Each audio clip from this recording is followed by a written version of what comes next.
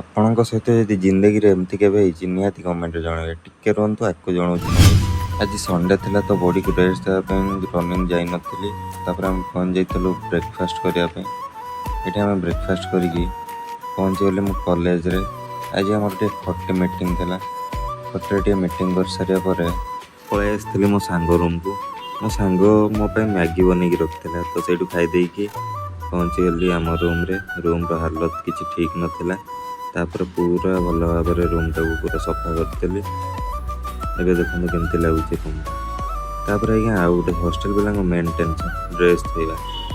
ତାପରେ ମୁଁ ରେଡ଼ି ହେଇକି ପହଞ୍ଚିଗଲି ମନ୍ଦିରରେ। ମନ୍ଦିରରେ ବସିକି 2 ମିନିଟ୍ ପ୍ରେ କଲି।